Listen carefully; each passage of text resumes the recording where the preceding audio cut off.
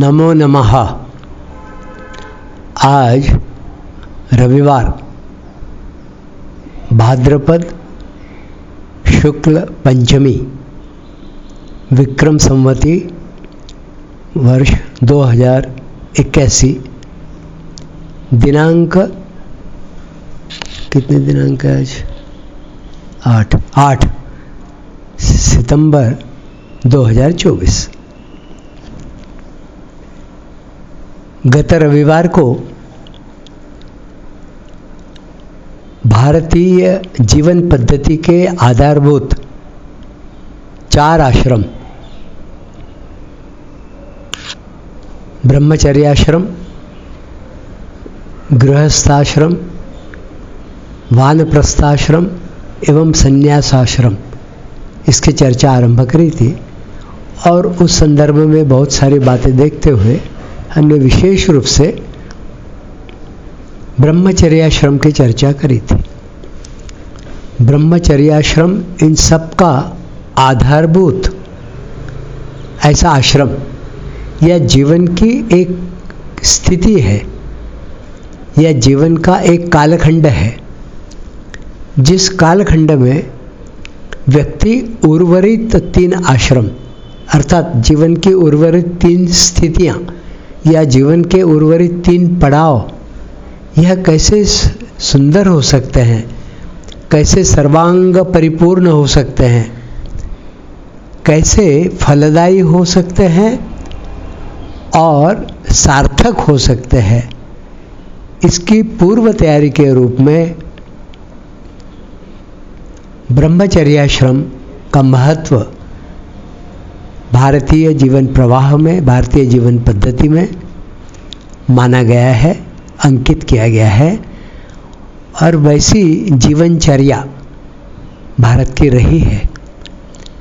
वर्तमान में पूर्णतः वैसी तो नहीं है लेकिन कुछ मात्रा में तो वैसी है। उसमें से कुछ कालखंड बदल से गए हैं थोड़े बहुत, लेकिन मोटे तौर पर बाहरी रूप यदि देखें तो मनुष्य का जीवन वैसा ही रहता है।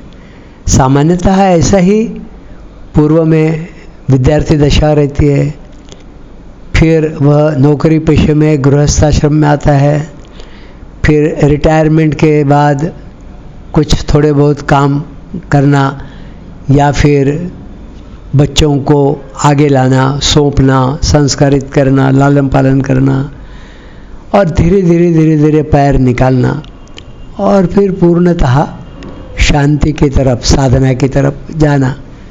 ऐसा एक मोटा सा ताना बाना आज के वर्तमान युग में भी है। उन दिनों इस पर विशेष जोर दिया जाता था, यह विशेष लक्षित किए जाते थे क्योंकि इसके साथ जुड़े हैं जीवन के 4 पुरुषार्थ, धर्म, अर्थ, काम और मोक्ष। ये जीवन के 4 पुरुषार्थ माने गए हैं और वैसे भी है, माने गए हैं से तो पूरी बात नहीं होती है, वह जीवन में लाने ही चाहिए क्योंकि मानवीय जीवन मिला है तो ये तो कोई सामान्य जीवन नहीं है। थोड़ी सी कल्पना करके देखिए कि हम यदि दूसरे किसी योनि में होते तो कैसा लगता। अभी दूसरे योनि को जरा सा देख लीजिए। मैं एक बार कभी पीछे बता रहा था कि यहाँ के चिड़ियाघर में गए थे ग्वालियर के, और जब चिड़ियाघर में गए वहाँ देखा जैसे ही टिकट काउंटर है और अंदर प्रवेश हुआ तो सर्वप्रथम जो क्षेत्र है वह है कछुओं का और मगरमच्छों का। वह देखकर उनकी स्थिति ऐसा लगा कि बाप रे, ये भी कोई योनि है। पड़े हैं, कभी धूप में पड़े तो पानी में पड़े, निश्चल से पड़े तो फड़फड़ा रहे हैं, तो लड़ रहे हैं, तो कोई कुछ डालेगा खाने के लिए इसकी आस में लगे हुए हैं। बड़ा विचित्र सा जीवन। किसी किसी प्राणी को देख लीजिए, बाघ, शेर, भालू लड़ने के लिए बैठे हुए हैं। इतनी क्रोध से भरी हुई जीवन शैली, इतना क्रोध, और किसी पर भी झपट्टा मारने के लिए तैयार लगातार। ऐसी ऐसी योनियों से गुजरने के बाद यह मनुष्य जन्म मिला है। अब यह मनुष्य जन्म या तो इसको अंतिम कर लो, या यह स्टार्टिंग है, मान लीजिए इस जीवन की आरंभ है, तो भी इसका सदुपयोग कर लो। दोनों ही स्थितियों में या तो इसको अंतिम बना लो या इसको प्रथम बनाकर यही निपटा लो। इसकी सूझबूझ बाह्य जगत को देखने के बाद जीवन कैसा होना चाहिए, यह धर्म के द्वारा और धर्म पर आधारित यह करने के लिए, और फिर उसी के अनुसार आगे का जीवन व्यवस्थित रूप से चलाना, इसकी जो ट्रेनिंग है, इसका जो प्रशिक्षण है, इसकी जो सूझबूझ है, इसकी जो शिक्षा दीक्षा है, इसका जो संस्कार है, वह ब्रह्मचर्याश्रम में दिया जाता है। और ब्रह्मचर्याश्रम में केवल वेद पढ़ना, उपनिषद पढ़ना, हाँ उससे भी काम चल सकता है, लेकिन केवल उतना ही नहीं है। उसमें अनेक विद्याएं, अनेक जीवन में उपयोग में आने वाली शाखाएं, अनेक संस्कार, मतलब उसके समग्र जीवन की रचना उस काल में की जाती है। और उसके बाद जैसे अपन ने गुरु पूर्णिमा के पर्व पर देखा था कि जब वह छात्र, वह विद्यार्थी, वह ब्रह्मचारी, कायदे से तो ब्रह्मचारी शब्द का ही अर्थ है ब्रह्मणे चरति इति ब्रह्मचारी, जो ब्रह्म की ओर अग्रसर होता है वह ब्रह्मचारी होता है।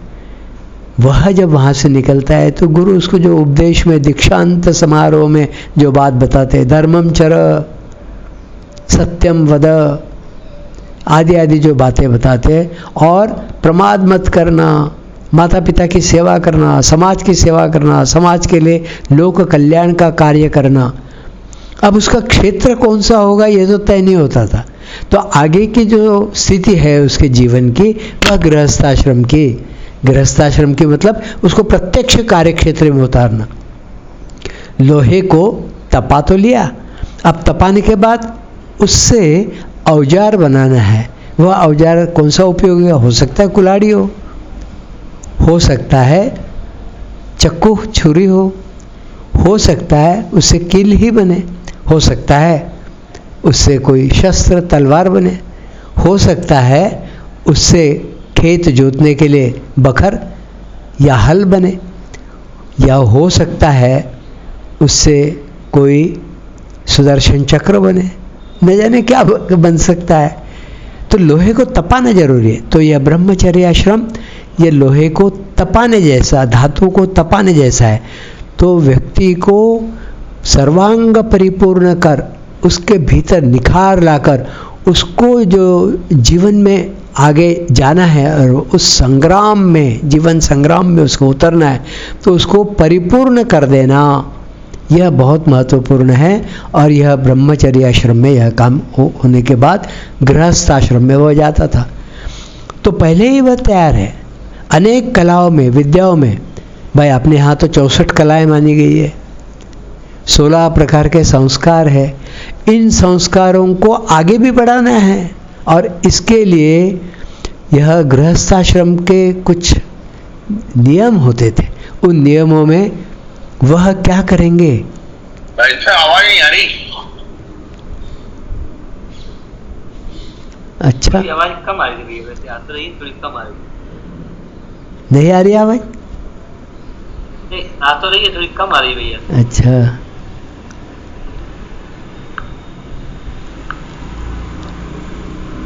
बोला भैया। हाँ तो यहाँ तो अच्छा आ रहा है, नेपाल में तो अच्छा आ रहा है भैया। तो गृहस्थाश्रम में थोड़ी सी कम थी, बस ठीक है, बोलिए। विविध प्रकार के कार्य करने होते थे, उसके लिए उसको तपाने का, तैयार करने का कार्य यह ब्रह्मचर्य आश्रम में होता था। फिर गृहस्थाश्रम में भी बहुत सारे दायित्व, पूरे परिवार का दायित्व या परिवार की निर्मिति। कैसे निर्मिति? तो जो प्रजनन क्षमता है उसका दुरुपयोग न हो, वह काम वासना के अधीन न हो, वह अपने परिवार को ठीक ठाक चलाने के लिए जो अर्थोपार्जन करेगा वह व्यवस्थित ढंग से हो, उसके लिए जो 4 पुरुषार्थ बताए गए हैं, उसमें सर्वप्रथम पुरुषार्थ यह धर्म बताया है। धर्म पर आधारित होकर ही वह अर्थ अर्थात धनार्जन करे, वह संपत्ति प्राप्त करे, अर्जित करे, वह उस संपत्ति का सदुपयोग करे। और परिवार, वह तो परिवार तो इतना हो सकता है कि जितना वह विस्तारित करेगा।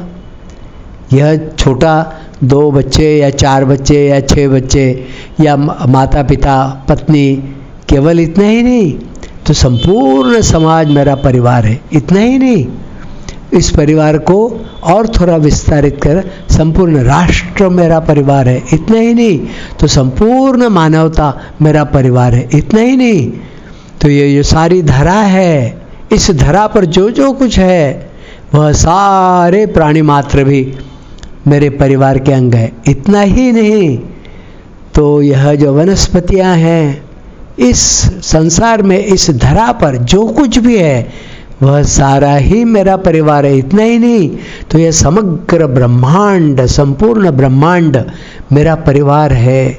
ऐसी मान्यता और उसके लिए कार्यरत होना। सामान्यतः क्या होता है, मनुष्य अपने शरीर के लिए, अपने परिवारजनों के लिए, अपने समाज के लिए, अपने राष्ट्र के लिए काम करता है, लेकिन अपनी उसमें जो है उपस्थिति या अपनी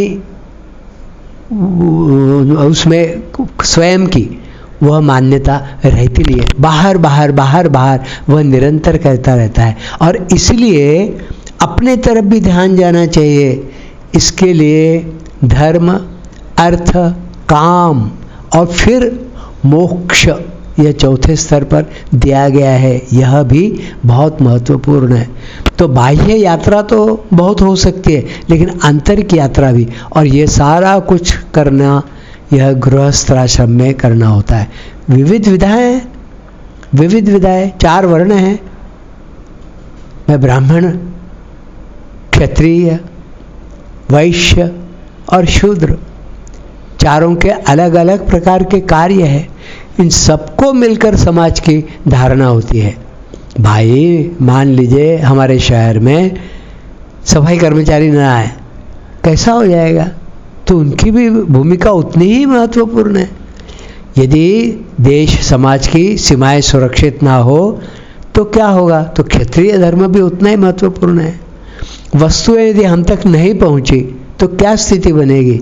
तो इसलिए वैश्य, यह धर्म या यह समाज की जो रीति है या समाज की जो व्यवस्था है वह भी उतनी महत्वपूर्ण है। और मनुष्य केवल इतना ही नहीं है कि उसकी सुरक्षा हो जाए, उसको खाने पीने का या रोटी कपड़ा मकान मिल जाए, या फिर साफ सफाई हो जाए अंदर की भी और बाहर की भी, केवल इतना ही नहीं है। तो मनुष्य के जीवन में जो सर्वाधिक महत्वपूर्ण है वह ईश्वरीय तत्व, उस परमात्मा तत्व का उसके सम्मुख प्रदर्शन होना, उसके अंदर वह भाव जगना, यह भी बहुत महत्वपूर्ण है। और यह सारी व्यवस्था इस ब्रह्मचर्याश्रम के लोगों को देने का कार्य यह गृहस्थाश्रम पर अवलंबित होता था, उनका यह दायित्व होता था। और अच्छी प्रोजनी, अच्छे आगे आने वाले लोग, अच्छा प्रजनन, तो उसके लिए किस समय पर वो होना चाहिए, किस समय पर कैसी ऋतुचर्या होनी चाहिए, कैसा आहार विहार होना चाहिए, घर पर आए हुए अतिथियों का सत्कार होना चाहिए, या 5 प्रकार के यज्ञ अपने यहाँ कहे गए, उन यज्ञों का पालन करना, या फिर समाज की रचना में विशेषता प्रदान करना, नवोन्मेषशालिनी बुद्धि ही, नया कुछ खोज कर रखना और समाज की सुख सुविधाओं में वृद्धि करना, यह सारा कार्य गृहस्थाश्रम में होता था। तो गृहस्थाश्रम की जिम्मेदारी तो कायदे से देखा जाए तो बहुत बड़ी है, लेकिन अन्य आश्रमों की जिम्मेदारी कोई कम थोड़ी ना हो जाती है उससे, वह भी उतनी महत्वपूर्ण है। लेकिन आधार जो है जीवन का वह गृहस्थाश्रम का है। जितना अच्छे से गृहस्थाश्रम आचरण में आएगा, व्यवस्थित होगा, उतना ही वह दोनों तरफ काम करता है। जैसे चित्त के बारे में कहा गया है, एक तरफ मन के रूप में वह संसार से जुड़ता है और दूसरी तरफ आत्मा के साथ वह जुड़कर परमात्मा से संपर्क में रहता है या उधर की तरफ बढ़ता है, ऐसा चित्त है। तो मुझे ऐसा लगता है कि गृहस्थाश्रम भी ऐसे ही पुलिया है, ऐसा ही ब्रिज है। एक तरफ वह ब्रह्मचर्य श्रम की व्यवस्थाएं देखता है। भाई ऋषि होते थे तो ऋषियों के पास कोई खेत जमीन उद्योग धंधे थोड़े ना होते थे, वह तो विद्यादान का कार्य करता था। लेकिन उन आश्रमों में इन बटुओं की, इन शिक्षार्थियों की, इन ब्रह्मचारियों की सारी व्यवस्था, भोजन आदि, रहने सहने, कपड़े लत्ते, पूजा सामग्री, यह सब कौन करता था? तो राजा लोग करते थे, धनवान लोग करते थे, खेती किसानी के लोग करते थे, जो आसपास के परिवार के लोग होते थे वे लोग करते थे। तो उनका यह दायित्व बनता था और वो जाकर वहाँ पर जो दान देते थे उसके द्वारा आश्रमों के कार्य चलते थे। जहाँ हजार हजार विद्यार्थी रहते थे, अभी भी तिब्बत में ऐसे ऐसे बुद्ध आश्रम है या बुद्ध विहार है जिसमें 6-6 हजार विद्यार्थी कार्यरत है या शिक्षा ग्रहण करने का काम करते हैं। नालंदा में कहते हैं कि लगभग 30,000 छात्र एक समय विद्याध्ययन करते थे। इतनी बड़ी व्यवस्था ये तो राजाश्रय से हो सकती है और समाज के जो कर्ता धर्ता लोग हैं उनके द्वारा हो सकती है। तो यह गृहस्थाश्रम का दायित्व होता था, क्योंकि ऐसे लोग तैयार हो कि जो आगे चलकर इस प्रवाह को अक्षुण्ण बनाए रखे। इसलिए गृहस्थ आश्रम पर बहुत बड़ा दायित्व आता था। तो अच्छे गृहस्थ बनना, अच्छी प्रोजनी आगे आने वाली, तो अच्छी प्रजनन क्षमता, अच्छे मुहूर्त पर प्रजनन का कार्य होना, या फिर वैसा ही लालन पालन संस्कारित करना, लालन पालन संस्कारित करना, यह बहुत जरूरी होता था। और इसलिए यह गृहस्थाश्रम बहुत महत्वपूर्ण है। लेकिन एक समय तो जीवन में आता ही है। क्या बंद हो गया है? क्या बंद हो गया थे?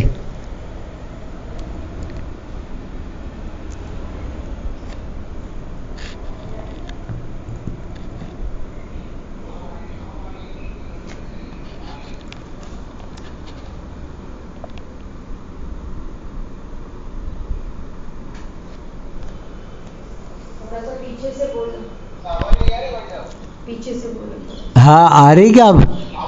हाँ अब आ रही? कट हो गया है तो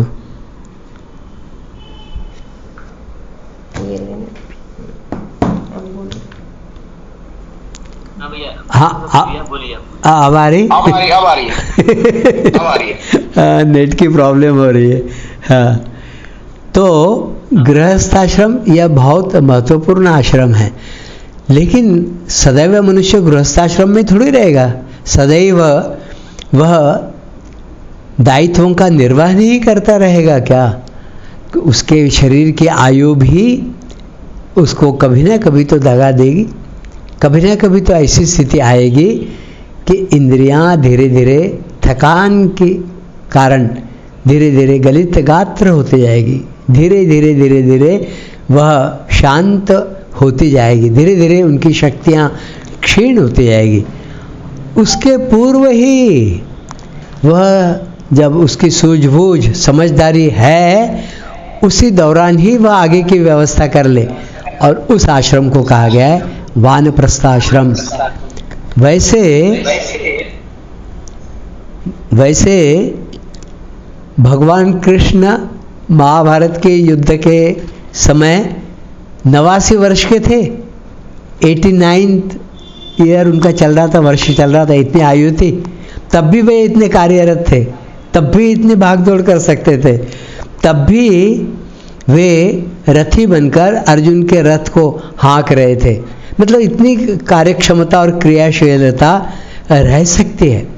कहने का तात्पर्य है कि यह व्यक्तिगत इस पर थोड़ा सा निर्भर तो करता है क्षमताओं पर, लेकिन फिर भी एक समाज रचना के अनुसार कि आपने इतने वर्ष जी लिए, अब आपके बच्चे आपका दायित्व लेने के लिए तैयार हो गए हैं, शादी विवाह उनका हो गया है, उनके बच्चे होने को है, मतलब नाती पोते होने को है, अब आप जरा हटो, सिंहासन खाली करो वाली स्थिति जीवन में भी उत्पन्न होती है।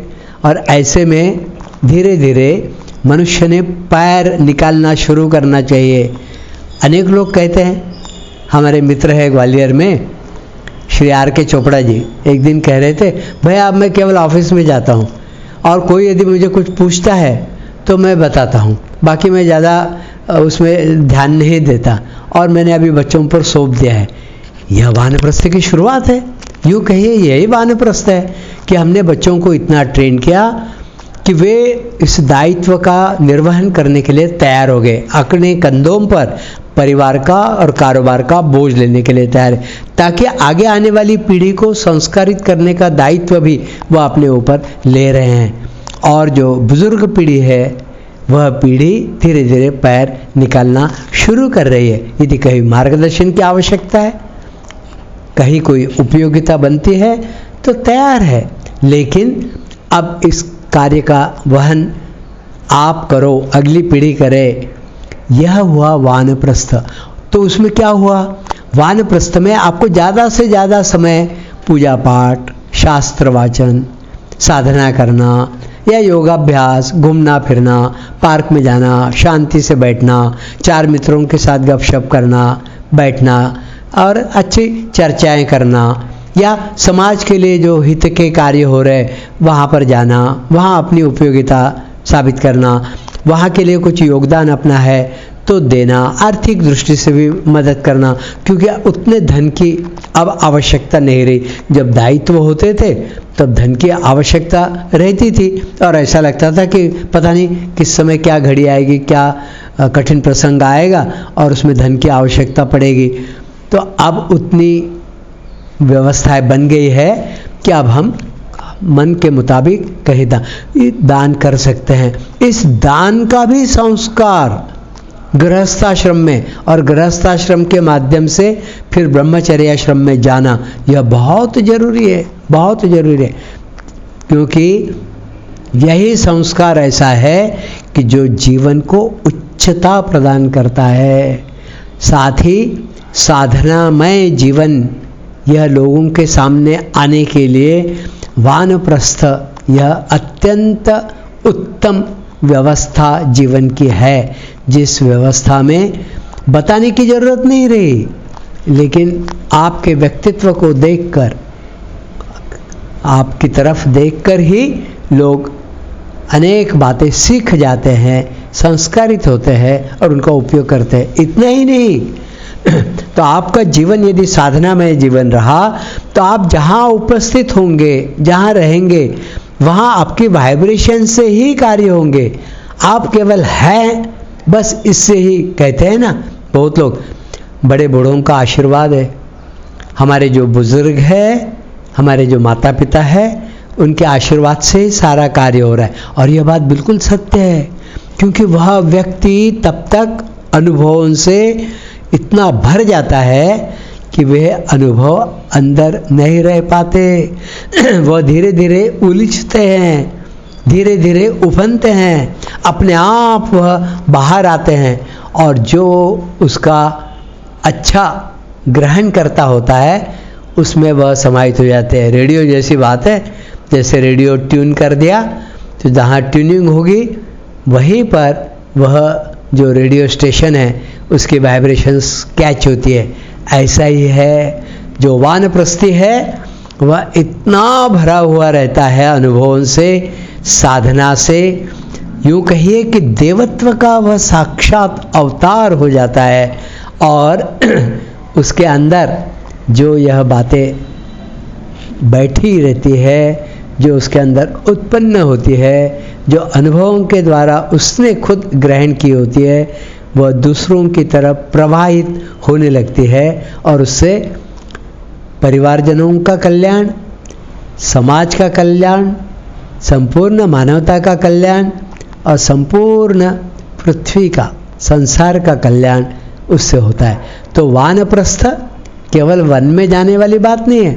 वानप्रस्थ यह अपनी साधना दूसरों के लिए उड़ेलना, या वह साधना उधर की तरफ प्रवाहित होना, दूसरों का जीवन भी साधनामय होना, ऐसी जो एक स्थिति है वह वानप्रस्थ की स्थिति है। और यह स्थिति बहुत महत्वपूर्ण है। इस दृष्टि से ब्रह्मचर्याश्रम, गृहस्थाश्रम और वानप्रस्थाश्रम, यह तीनों ही आश्रम मनुष्य जीवन में बहुत महत्वपूर्ण होते हैं। मैं यह मानता हूँ कि यदि भारतीय जीवन को यशस्वी पुनः बनाना है, पुनः स्थापित करना है, तो इन चारों आश्रमों को पुनः स्थापित करने की आवश्यकता है। उसमें से संन्यास आश्रम की जो बात है उसको आगे चलकर हम देखेंगे, लेकिन यह ब्रह्मचर्याश्रम जितना महत्व का है, यूँ कहिए कि गृहस्थाश्रम उससे ज़्यादा महत्वपूर्ण है। और गृहस्थाश्रम ये तो समाज धारणा के लिए जितना महत्वपूर्ण है, उससे भी ज़्यादा समाज धारणा कैसी हो इसके लिए वानप्रस्थाश्रम यह महत्वपूर्ण है। इस दृष्टि से इन आश्रमों की तरफ यदि हम देखें और उसमें से थोड़ा थोड़ा पार्ट अपने जीवन में, थोड़ा थोड़ा भाग अपने जीवन में लाने का प्रयास करें। अभी हमारे कृष्ण भार्गव जी रिटायर हुए इसी 30 तारीख को। अब उन्होंने तय कर लिया कि मैं अभी दूसरी नौकरी में नहीं जाऊंगा। तो सहज रूप से बात हो रही थी, तो मैंने उनको कहा कि आप भागवतम पढ़ना आरंभ करिए। रोज भागवतम के 5 पेज 10 पेज जितना समय है, आधा घंटा 1 घंटा, उतना पढ़ना ही है, ऐसा निश्चय कर। ऐसा निश्चय करके रिटायरमेंट की या क्षीण शरीर हो जाता है तब की जो अवस्था है, उस अवस्था का सदुपयोग हमने कर लेना चाहिए। ऐसा करें, इसी एक कामना के साथ मैं आज अपनी वाणी को यहीं पर विराम देता हूँ। आप सबको हृदय से धन्यवाद।